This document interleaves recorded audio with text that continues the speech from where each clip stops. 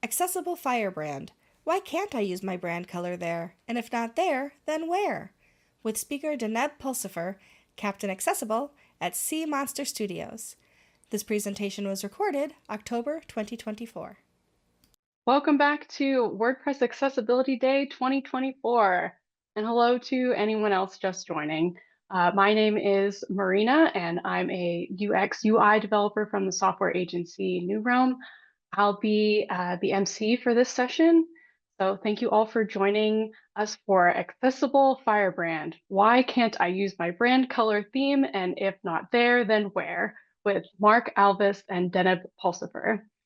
Mark is a systems-oriented details guy disguised neatly as a brand and identity designer. Details matter to Mark, pixels, Pantones, and patterns. Mark brings Mark brings a love of craft to his work and a 15 years of experience designing solutions from corporate and boutique clients. Whether it's product packaging, brand identity, or user interface design from Microsoft, Starbucks, or even the local coffee shop down the street. It's about putting the pieces together in a way that is appealing but also effective. When not drinking coffee or designing the labels, you might find him moonlighting in Seattle's music venues or tucking his 3 daughters into bed. And now I'm going to introduce Deneb, who likes to be called Captain Accessible. He gets excited about the inherent ability the web provides to let everyone access the same information, whether they're able to see or not, hear or not, use a mouse or not, have no cognitive challenges or do. The internet can be accessed by nearly everyone through regular technologies like web browsers or accessible technologies like screen readers, as long as we code it right. Deneb's passion is to make sure it's coded right, which means thoroughly reviewing all of our own sites before we release them to the wild. And also sporadically emailing owners of sites he happens on while surfing that could use some accessibility improvements. So before handing it over to you guys, I just have a couple of housekeeping notes. So for everyone, please feel free to add your questions in the Zoom Q&A section, and we'll answer them at the end of the session. Use the chat to connect with other attendees. And then an important note, at the end of this session, we'll be switching to a new Zoom link. This is to ensure the live captioning and ASL feeds don't expire. Refer to your original Zoom webinar email from WordPress Accessibility Day has all 4 session links. Toward the end of the hour, you should receive a reminder email from us. That's all for me for now. Take it away, Mark and Deneb. Yeah. Thank you very much. So I am going to get my screen going here, and we are gonna get this going forward. So as you can see here, accessible Firebrand. Deneb, I'm gonna let you start, and then I'm gonna jump in here. So why don't you go for it? All right. So we both work at Sea Monster Studios. I love accessibility, and I'm teaching Mark to also love accessibility. So we're having fun. But I am sort of, my official title at Sea Monster Studios is Captain Accessible. So I do enjoy that. And Mark is just an amazing brand guy. So Yeah, thank you. this is just So essentially, we are the team that works together at Sea Monster Studios, and we do web design and accessibility.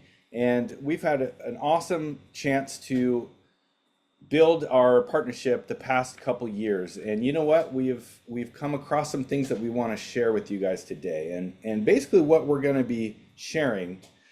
Number one, we've seen that there could be sometimes be an unfortunate tug of war between accessibility and design. Why is that? We're going to get into it. Number two, we're going to go through some pain points for both sides. We're going to see some common pitfalls that we can run into. And then also, we're going to give you guys some tools to help you persuade your boss or the brand manager to make some of the change that you need to do. And then we're going to give you 3 takeaways to present your case to your boss or the brand manager. So, Deneb, why don't you kick us off here? Okay. So on this slide, we have branding plus accessibility, match made in heaven. And really, I think it should be a match made in heaven, because what brand people want to do is make sure that they get kind of into the hearts of the visitors, and accessibility people, what they want to do is make sure that every visitor has a chance to have, to get it into their heart as well. So if you'll go to the next slide, we see some of the problems here. So on this slide, we have a picture of, I don't know if you guys remember those. I'm a PC, I'm a Mac commercials from several years ago, but it's an image of a kind of a person standing there in a nice buttoned up suit and tie and really formal looking, and he's the PC, and then the Mac guy is just kind of sitting there with his, kind of casual jeans and a turtleneck or something. And oftentimes this is kind of epitomizes a difference. So we've got these two unique perspectives that are trying to interact with each other. And I think, unfortunately, that's kind of how it can feel working between brand guys and accessibility guys. If you go to the next slide. Yeah, and even to add to that, before we do that, is it's not just brand and accessibility. You see this everywhere in life, right? So we've got a whole bunch of different sides. We create these platforms and we create these silos and these walls. So, let's keep going here. So on this slide, we've got two circles, different colors, but inside they have, one of them has branding, the other one has accessibility. And it kind of shows that these two ideas generally sort of function in their own spheres. And we're going to try to kind of break that down through the presentation, but standard, kind of the way things have been, they've functioned in their own spheres. And if you go to the next slide, often what happens is these two ideas or these two paradigms are kind of pitted against each other. So we have a versus in between these two circles now. And even worse than that, the next slide shows sometimes, so now we have swords coming off of these two circles and they're clashing swords, because sometimes that's kind of what it feels like when a brand person is trying to communicate his values and kind of needs, and an accessibility person is trying to communicate his needs or her needs. And so it's kind of where we find ourselves, but let's get past that. Yeah, and I think what it comes down to is it's a tug of war between two different priorities, right? So the designer is wanting to make things beautiful and a functional, wonderful experience, and then for the accessibility professional, it's all about, is the content accessible? Is it usable? So there are common ground, but at the end of the day, sometimes it ends up being, well, I'm right. As the designer, I've got the education, whatever, experience. And then on the other side, the accessible partner is, hey, I'm right. We know what we're talking about. And unfortunately, we just get into these silos. So the goal is that there's ways to break through this. And we're going to get into that a little bit. So this next slide, let's talk about how we deal with talking to someone like me, who is a brand manager. So you guys may or not remember this guy. So he is got his finger pointed up. It's a middle-aged stern man, and he's saying, if you remember the line, "No soup for you." So obviously this is from Seinfeld, and it's a classic episode. And sometimes this is what it's like when you're dealing with a designer, or when you're dealing with a brand manager. They don't want you to touch their colors, right? We call them the brand Nazi.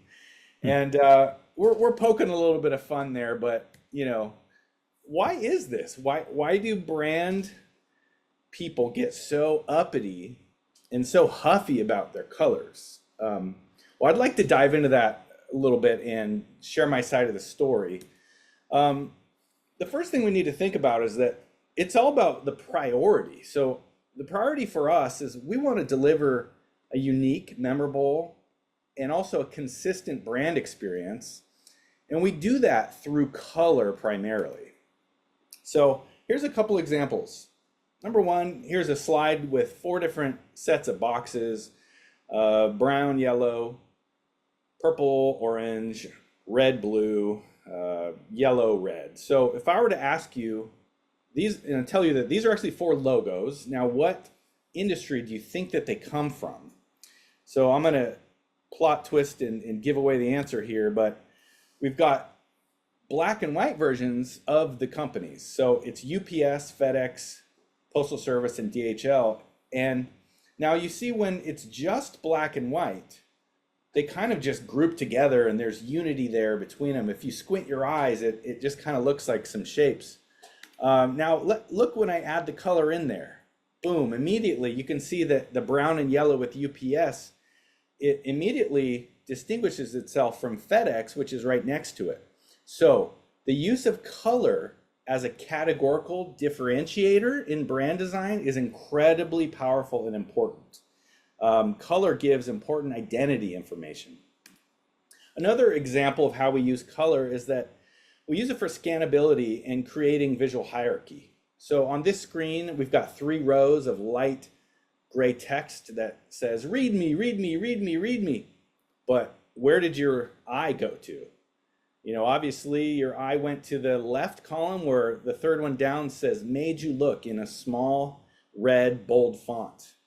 And, you know, why is that? I mean, the README text was 45 point, it's much bigger, and the red text is only 16 point, it's way smaller, but obviously our brain is fine-tuned to look for danger or any type of warning. So we're drawn to the color red. And so we got to be aware of that in terms of the scannability with colors. Another example is you can use color tones within the same color to create a sense of vibe or beauty. And it's really the nuance between the color that does that. In this example, I've just taken some beautiful artwork that is a throwback to like a, 1900s Parisian artistry. And you can see it's beautiful, and they use a similar color palette, but they use tones in between the different ones. The next point is that we use color for brand perception, and it's really built into our psychology. So on this slide, you can see there are 3 logos on the left: Starbucks, McDonald's, and Burger King. And then opposing side, there's 3 logos: IRS, Postal Service, and IBM. The ones on the left are very vibrant and colorful and full of life, and honestly, they're appetizing. Now you look on the ones on the right, they're formal, casual, dare I say, boring, but at least you know that if you are going to one of those companies, there's going to be a sense of sturdiness and solid and all that stuff. So, color psychology plays a major role in how consumers make decisions. And actually up to 90% of the initial impression comes from color itself. So it's a big deal when we set colors. We don't want to mess with those very often. So just to boil that down here, some of the pain points is that as a designer, I am taught what correct ratios are supposed to be. And I'm taught, even in my natural personality, my whole life I've been a detailed person, and I know what looks good and what doesn't, and we have an eye for it. And so when we're told that, hey, you know what, the design that you did, it's beautiful, but it does not meet the standards, sometimes our ego can get in the way, and that's a bummer, but that's part of life. And so we have to avoid that. And number 2, sometimes it's not the designer, it can actually be the company owner. Maybe you have a CEO who is just dead set on using lime green as the main brand color, and it just causes all kinds of problems in terms of functionality. He wants that as the main headline color, and that just doesn't work. Number 3, as a designer, we put so much time and effort into creating these designs using color to create hierarchy and nuance and all that stuff. If I'm being told to make the fonts black and the background white, well, there goes my well-crafted color hierarchy, and sometimes it can be a bummer, and that's just a fear of mine. I want to create beauty, and I don't want to just make everything black and white. So those are a few of the pain points. Everyone has those on their own side, and there's truth to both sides. So how do we overcome this? I mean, if companies are spending tens of thousands, sometimes hundreds of thousands of dollars to brand their company, why can't we just use the brand colors everywhere, right? Deneb, so I'm going to throw it back to you. What do you think about what I said here? Yeah, well, I think it's a It's an important question. And I was super glad that Mark agreed to do this presentation with me, because I think it's important that we understand where the brand side is coming from. And this is kind of the final question that they have in their mind is, I put all this effort into it. Let me use it, right? But if you go to the next slide, let me tell you the priority for accessibility professionals. And our priority is similar in many ways. In fact, we want to get the content out to the people who are coming to the site. We want to create fully accessible content for all users equally. So that's really the goal from an accessibility perspective, which is really, when you think about it, it's kind of the same as a goal from the brand perspective, right? We all want to do it.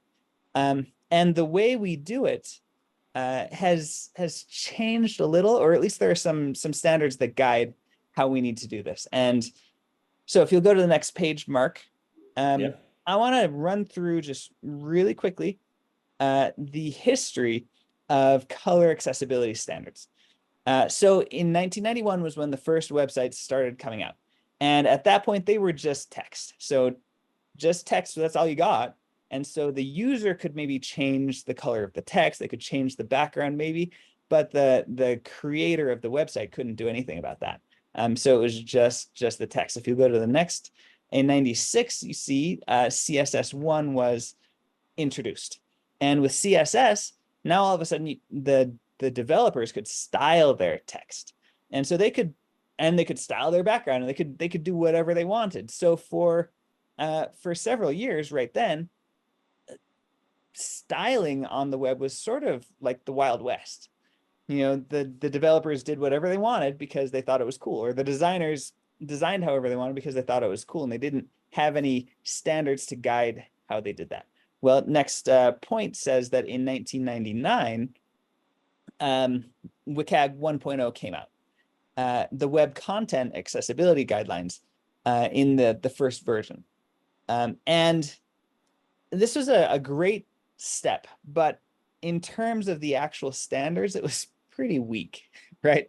It says the standard for color at that point was that the foreground and background color combinations should provide enough contrast when viewed by someone having color deficits, or when viewed on a black and white screen, right? So it's a little nebulous what that even means. In fact, they had a quick test kind of appended to WCAG 1.0 that said that the recommended way to check on this to make sure that it met these guidelines was that the web developer ought to print off a page of the website on a black and white printer, and then go photocopy it, and then go photocopy the thing that came from that, and then go do that a few times, and then hold it up and see if they could still read it.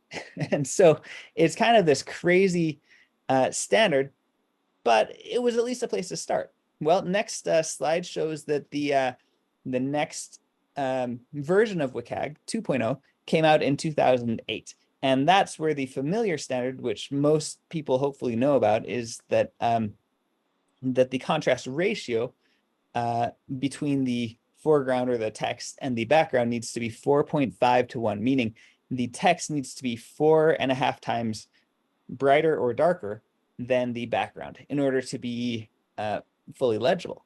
And so that was 2.0 in WCAG 2.0, and also 2.1 adopted that same standard. Also 2.2 adopted that standard, though if you go to the next point, WCAG 3.0 is rumored, at least in the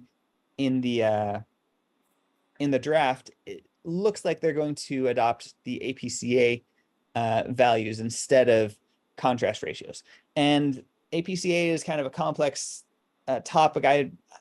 I don't fully understand it. If you do want to understand it, you want to get into it, go to the AXCon from the beginning, sort of towards the beginning of the year. They had a great session on this, so you can check that out. I also have a link to that in our notes at the end. But if you go to the next slide, the real issue is that with any of these sort of standards is that it's problematic to use some brand colors, like if you've got a flaming yellow or green, really light color, it's problematic to use that color in most situations for accessible content. So for example, let's look at a brand color that's easily recognizable. Right. Coca-Cola. And Mark, would you tell us what you see in this giant Coca-Cola label? Right. So as a logo designer, I would say there's a ton of personality, there's a ton of contrast. It pops off the screen against the white. So I would say, you know, this is a historic logo, been around since late 1800s. I think it looks great. What about for building content around these colors? Okay, great question. So in this slide, we still have the logo there, but now we're looking at the actual color. This Coca-Cola red, very recognizable, F40000, and the contrast ratio that that color has against a white background is 4.33 to 1. Now remember, the WCAG guidelines say that the contrast ratio for text needs to be 4.5 to 1. So if you're going to use this on text, it's not, or use this as a color in your text, it wouldn't work. It fails that. And we can look at, let's look real quick at just one other example. So in this next page, we've got Burger King. The old logo for Burger King. Now tell me just a little bit about this old logo that changed several years ago.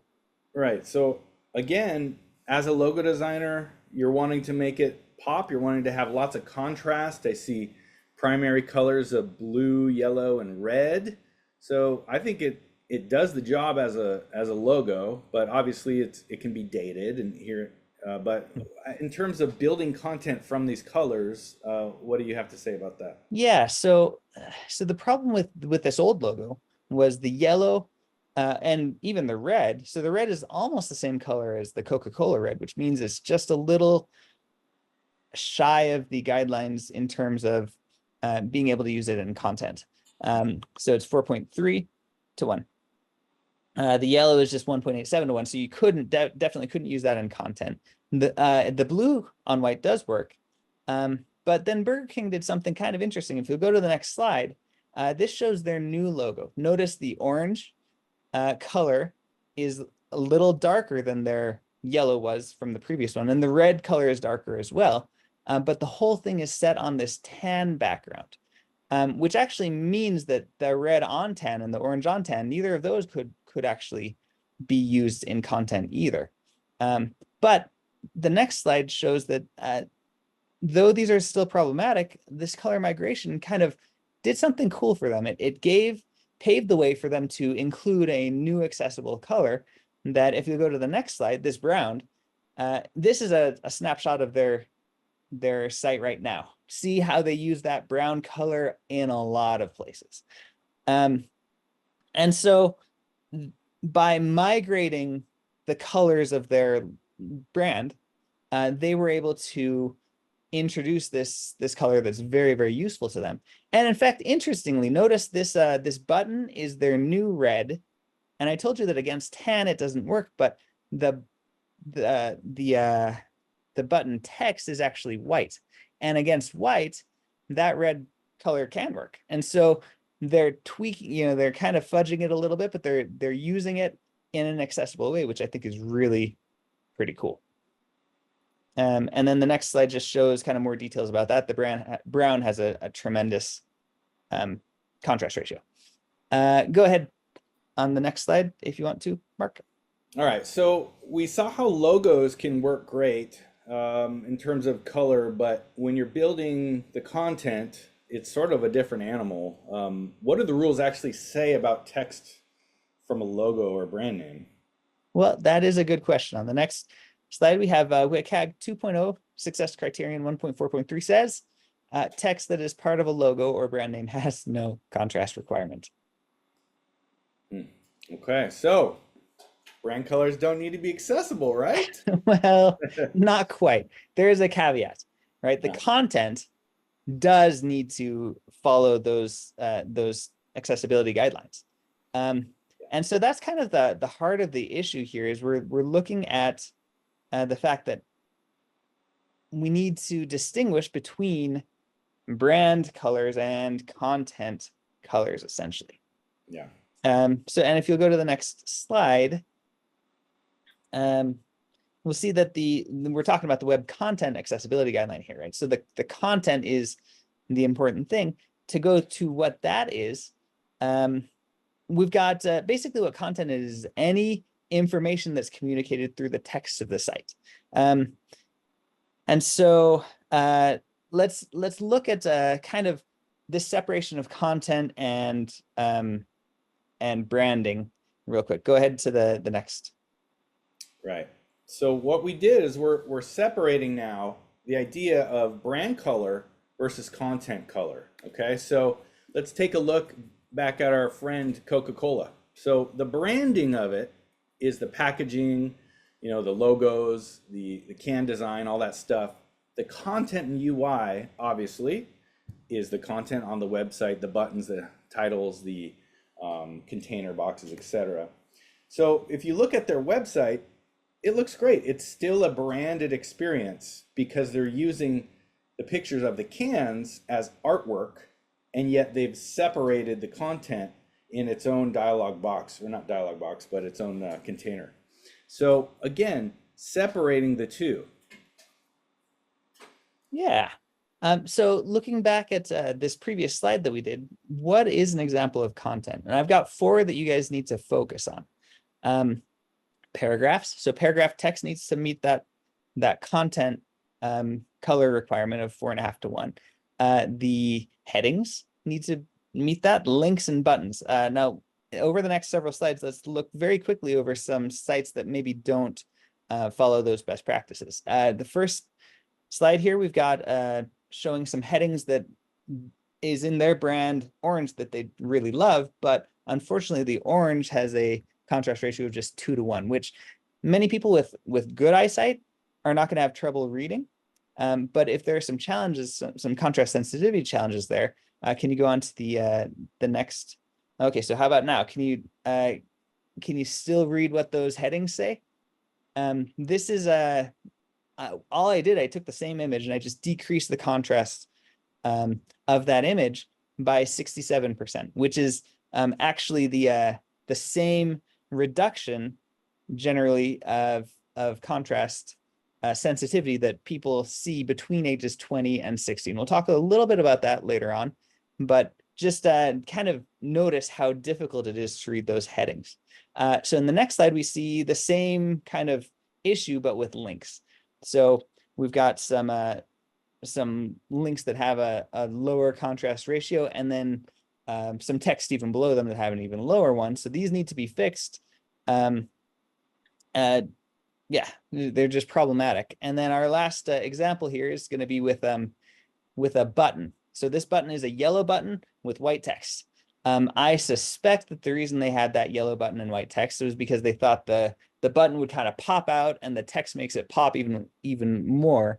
But my question is, does that white on yellow really pop? If you'll go to the next slide, it says, how about now? Once again, I decrease the contrast, and you see it's very difficult to read what that button says now with that contrast a little bit less. So I know that we're kind of preaching to the choir, right? You guys are all here because you love accessibility and you want to make sure that your WordPress sites are as accessible as possible. But you're faced with this secondary question here. How do I persuade my boss or my brand manager? And I'm gonna have Mark talk a little bit about this. So what takeaways do you have, Mark? Yeah, great. So we got 3 takeaways again for you guys. The first of those 3 really comes down to the data. So data tells a story, right? Now, if we take a look at this example, this is an example of color blindness. And the photos on the right, on the top right, you have just a regular photo of green and red apples. Now on the bottom right, you've got the same picture, but simulated as color blindness. And you can see that you can no longer easily distinguish between the two. So, I mean, there's a lot of stats on this. Deneb, what are the stats on this? Yeah, well, the reason why you might want to show an image like this and present the statistics to your boss is because I think it drives the point home, right? The statistic is that 4.25% of all people are colorblind, right? That's basically 1 in 12 biological men and 1 in 200 biological women, right? Ends up being 4.25%. That's over all people that are out there and all people online. That's that's a lot of people. And Yeah. so present this stat, and I think, you can get some traction with your boss. Yeah. The next one here is poor eyesight or myopia or, nearsightedness. And you can see on the right-hand side, top right, you've got a normal image. And on the bottom right, someone who has myopia. And yeah, tell me a little bit more about the stats on this, Deneb. Yeah.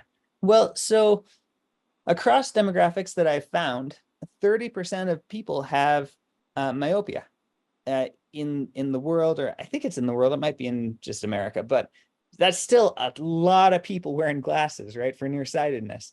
And there was a study done that showed that there's an inverse relationship between contrast sensitivity and myopia, meaning the more myopic you are, the less contrast sensitivity you have. And so, so that means that sensitivity has gone down in that entire 30% population. Yeah, it's a lot. The next example is just plain out poor eyesight. As we age, our retina gets a little older, or if we're sick or something like that. And just to illustrate that purpose, the picture on the right is your standard old Honda that you drove in high school or something like that. And over the years, the headlamp gets the UV damage to it, and it yellows, and it gets a lot harder to see through that. Deneb, what are some stats on aging? Yeah, well, the same thing happens to your cornea. It turns out, right? It yellows as well. And so as it yellows, less light comes in. And the stat is that the amount of light reaching your retina declines 67% between ages 20 and 60. And so that's a significant amount of light that isn't making it to your retina. And that influences the contrast sensitivity. It's a whole lot lower. So that's 16% of the population are above 60, I guess. So when I've got a pie chart on this slide showing, 16% aging retina, 30% myopia, 4.25% colorblindness, that leads to only 49.75% having standard eyesight. And if we go to the next slide, and this shows that over 50%, 50.25%, of visitors to any site have some sort of visual impairment. And so the question that you can ask your boss or your brand manager, do we really want to serve the 4.25%, the 33%, the 16%? Do we want the business and goodwill of this half of our visitors? And I think probably the answer will be, yes, we do. Yeah, that's great. Great point. Number two, we can talk about little peer pressure. All right, so everyone's doing it. You want to. At my time at some of these companies, I've had a chance to look at the brand guides and the human interface guidelines, and they've done a great job. A lot of these major brands have migrated to more accessible colors over the years, and they've stuck with it. Microsoft, Apple, Coca-Cola, Burger King. Just looking at Apple's website from a little while ago, you can see they still have beautiful imagery that they use, but they separate out the content, and the headline and the subheading and the buttons, they are separate from that, okay?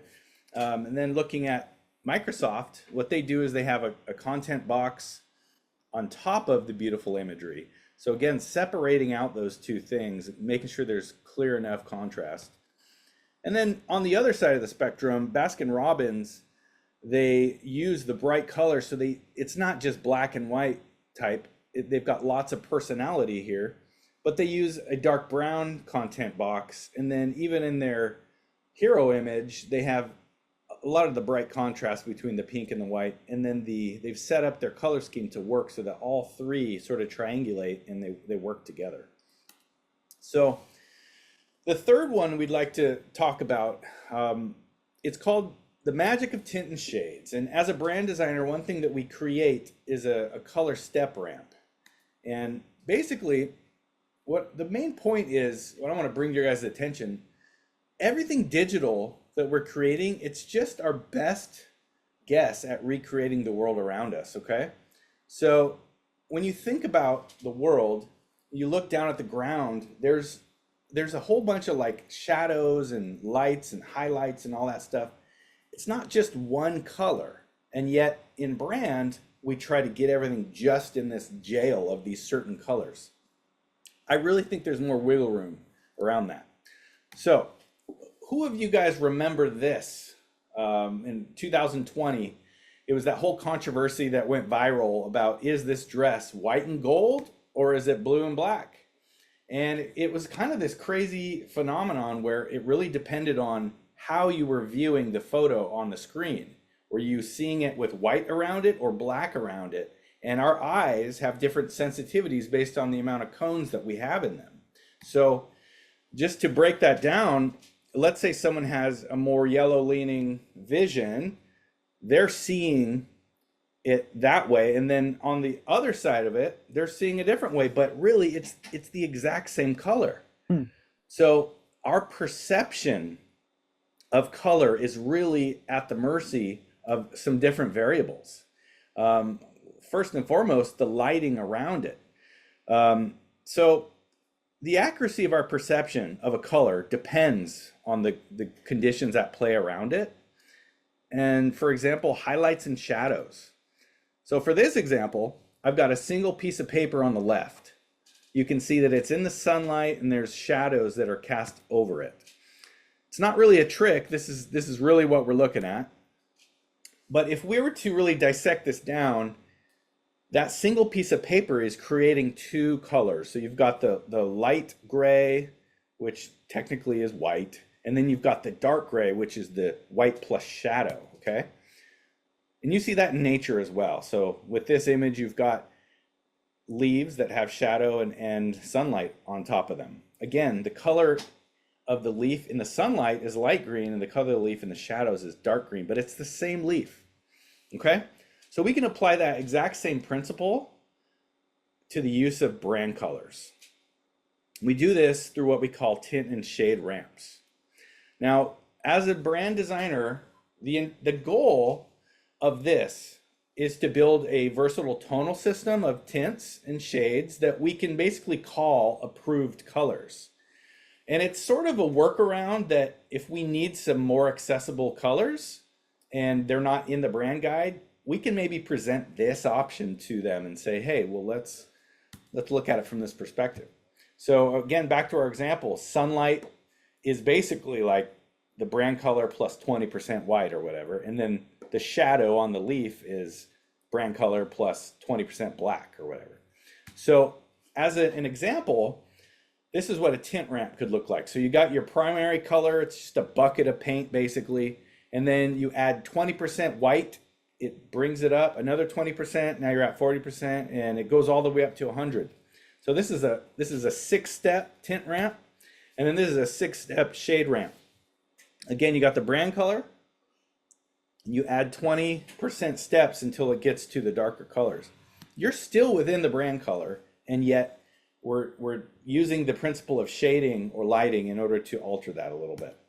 So this is a real life example of a tint ramp that we made for a Sea Monster customer, and they had a really vibrant color scheme with all of these different colors. So I made this ramp and we were able to use all of these colors in approved areas and helped us tremendously. Okay, so now we're at the point where hopefully we've talked you into it, but the question is, where can we use the original brand colors if now we have to just make things black and white or whatever? So the short answer is, it's basically anywhere that's not content bearing. Okay, so artwork, photography, color bars, all that stuff. The longer, more complicated answer is it's kind of up to you and your brand team to work through. And there's a lot of nuance there. And again, it's about not seeing each other as enemies. You guys are on the same team. But we put a list of stuff together just to get the creative juices going. And you probably have your own list, but you can get color pops in the photography or illustrations or in whatever artwork, and then separate the content, right? How about section dividers? Let's say you have your landing section and then you're going into another section below it. Just give a nice big color bar there and and some tagline or whatever in a bright white color or something. Patterns, you know, you see patterns used behind things, but you can use them as art treatments. Any other graphic treatments, like creating your photography to be bitmap or duotone images. Again, all of this stuff is probably predetermined by your brand manager if you are a bigger brand. But if you're just sort of, you know, mom and pop boutique thing, it's kind of up to us to come up with these solutions. So on the accessibility professional side, you've got a couple to share too. Deneb, you want to? Yeah, and I'm actually not gonna not gonna share these. Okay. We've got, I mean, unsubstantial text decoration. So if you want to add something to the text, like a squiggle or a check mark or something, that's fantastic. Focus indicator. We're gonna skip all of this. We do actually have a link to a blog post that I did on our blog, so you can go there, and I have illustrations of all those things. But you know, at the end of the day, what are our takeaways, Mark? Yeah, so I think if we remind ourselves where we came from, we are not enemies. We are not on different teams. We are a part of the same teams, but we've got different core values, and we've got to bring those values together and be a team and see the bigger picture. And I'm for sure guilty of this when we first started working together, of being very silo driven. But number one, present the data.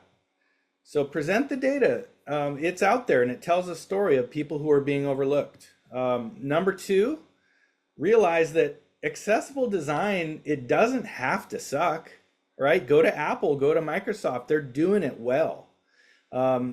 It doesn't have to suck. And that's what I care about as a designer. I don't want it to suck. Number three, keep the content color fully accessible and separate it if you need to. I think those are the three takeaways for you guys. Yeah, and that's really it. And then kind of our goal in this presentation is this very last slide. Let's bring branding, which has been in its own sphere, and accessibility, which has kind of been in its own sphere. Let's bring them together, have them overlap, not branding versus accessibility, not any of that. Let's have it together, branding and accessibility, and let's set the world on fire. Let's all become accessible firebrands, so that we can get this information out to our brand managers and really see a lot more accessible design in the future. And so thank you very much for your time. We've got our contact information on our last slide there. If you have questions that we don't get to right now, certainly ask away. Yeah, thank you guys. And we Thank will you hand it back both. over. Yes, thank you both so much. The chat has been alive during your entire presentation. We do have some questions here. And some of these, I think a couple of them have been answered, but I don't think it hurts to reiterate.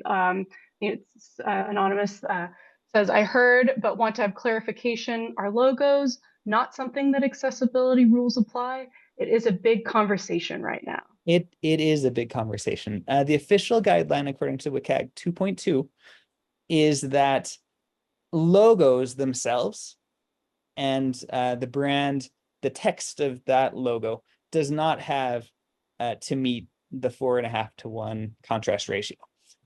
However, any place else on the page, in the content of the page that you're going to use those colors, the color needs to be accessible. So you just have to realize, well, I can't use this logo color if I have it, if it's not accessible in the text. So once again, separate the two spheres of content and branding, I guess. Got it.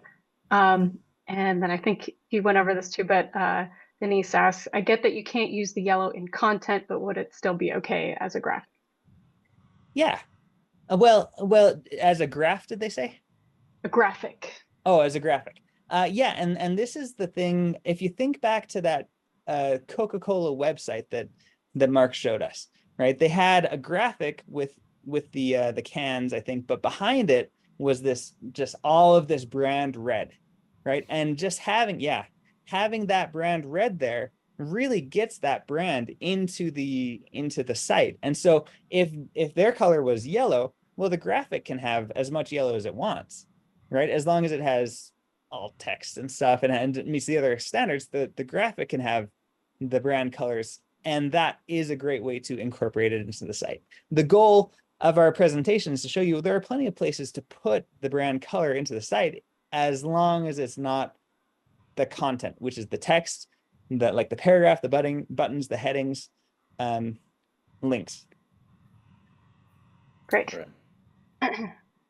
So what is a good color contrast checker for 5 or more colors that you can put at least 3 of a brand's colors in and find more colors that work?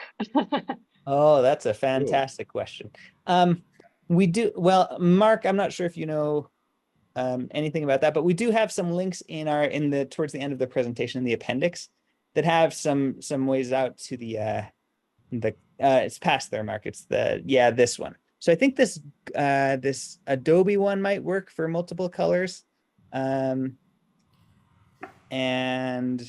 I think, well, this accessible color palette towards the bottom of the list and accessible color generator, those will all deal with multiple colors. So try those out. And hopefully one of those will work for your use case. I'm definitely saving those too. All right. I think this answers the same question. How can we know how much our contrast is? So there are several ways. I like this first link on this appendix tools page. The WebAIM contrast checker is kind of my favorite, though the Adobe color accessibility tools are fantastic as well. But when I'm trying to figure out if a color on a web page is accessible or not, I'm going to go to the Chrome Dev Tools. And so I actually have a video on that one. That's the 1, 2, 3, 4, 5th bullet point. No, the 4th bullet point down. Oh, I didn't put the video on. I'll put that link on in the slideshow. If you go there, you can see how to, it'll show you how to check the ratio. And then also Chrome does this really neat thing. It gives you a way to automatically change it to find the color that's dark enough or light enough. It's really great. So watch this. I'll put that right after we get off today. I'll put the link onto it there and come back to this page and check that out, how to use it. It's great. All right. Is applying a CSS text shadow behind a white text an effective way to fix a poor contrast ratio? Okay, we're going to have probably slightly different answers to this one, and this definitely comes back to our core values and training. I'll just say 5 seconds on this, and then Deneb, feel free to jump in. This is one of the first things they tell you in design school, that you have to be really careful. You want text to speak for itself. You don't want to put strokes around it. You don't want to apply shadows to it that are not necessary. And if you have to do that, then you have not created a background good enough that allows for enough contrast. So my understanding is that from the designer standpoint, that's not something that we would be encouraging because it messes with